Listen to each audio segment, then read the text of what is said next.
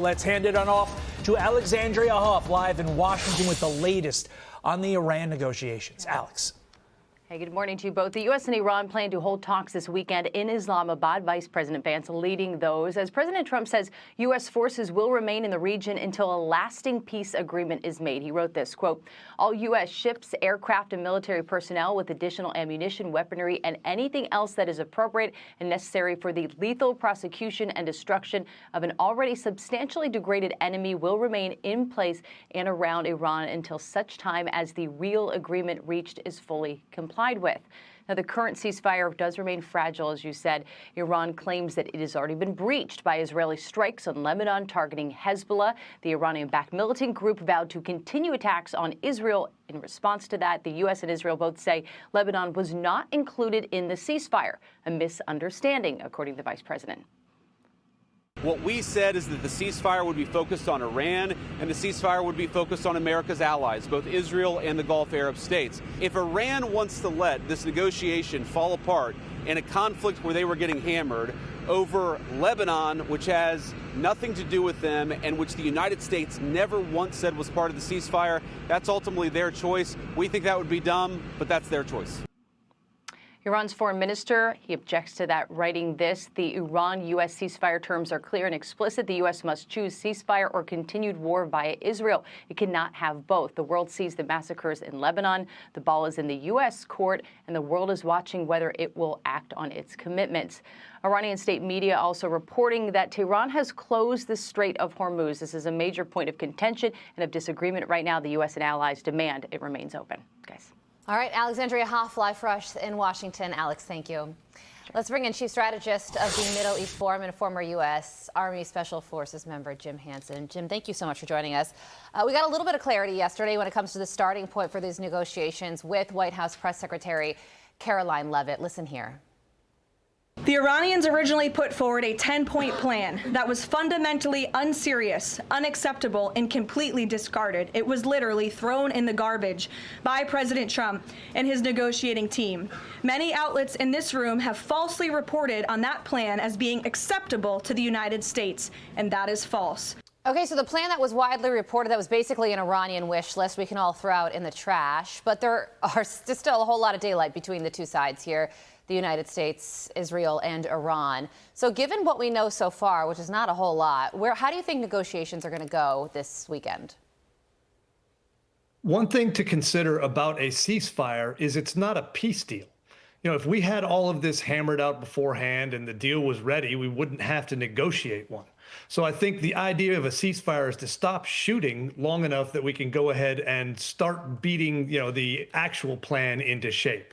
There is a lot of room between the two positions. I know the Iranian 10-point plan was wish casting on their part, and they didn't expect a lot of that. But they need to realize that President Trump is not going to cave or compromise in any way on the most important things: no nukes, no missiles, and no funding terror in the region. They're going to agree to those, or there will be no deal. And also, Jim, the Strait of Hormuz, a major issue and really up in the air, with Iran saying they're blocking the strait because of Israel and Hezbollah. There's also this situation with the tolls where Iran is charging tolls for ships to cross. And then President Trump yesterday said that this could ultimately be a joint venture between the U.S. and Iranians. So where do things go with the Strait of Hormuz? It needs to open one way or another. President Trump, I think, is giving the Iranians a little bit of hope, and say, hey, maybe we'll do a business deal together. That's 100% his way. Whether that stays in the end, I think it would be unpleasant for some people. But if we get to the point where the rest of the important things, the actual dangerous things, are agreed to, then a toll for ships going through there is not the worst thing in the world. I think that'll try to be negotiated away, though. It's not something we want to make as a precedent. One thing that came out of the press briefing yesterday was that Caroline Leavitt confirmed that Iran had indicated that it would turn over its stocks of enriched uranium. Big deal. What do you think about that?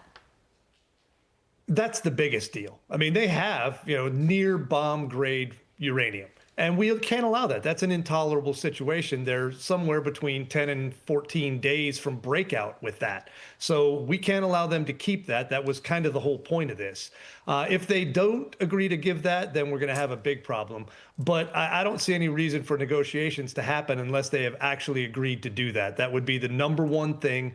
And then everything else after that is a secondary notion. So that would be a tremendous win for the world and the reason President Trump launched Operation Epic Fury. Yeah, and on that point, endless opinions and criticism from both sides when it comes to how this war should go and where it's going. But I think one fundamental question that everybody should be asking themselves is if the United States is safer now as a result of what has taken place so far. How would you answer that question? We are undoubtedly safer than before this began. The Iranians had a much greater capability to project power in the region, to cause trouble, to push their proxies, to do things.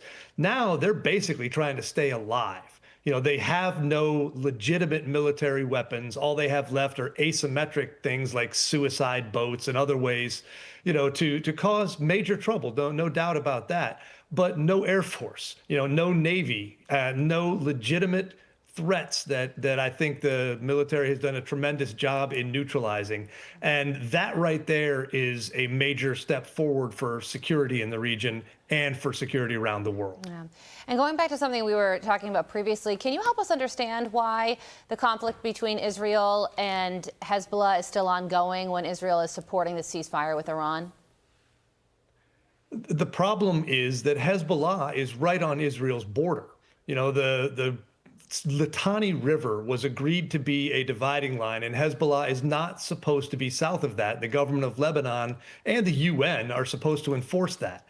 They failed to do so, and consequently, Hezbollah has their rocket launchers and other things right on Israel's border, shooting across that border and driving Israelis out of their homes. That's an intolerable situation from them. Now, that's a proxy of Iran, but it's also a completely separate issue between Hezbollah and Israel. And they have every right to go ahead and push them back far enough up north that they can't shoot rockets and destroy the lives and livelihood of the Israelis on the border. It's going to be a big weekend and a very important 2 weeks. Jim Hansen live for us. Jim, thank you so much. Be sure to like and subscribe for all the Fox News latest on YouTube and catch full shows streaming now on Fox One.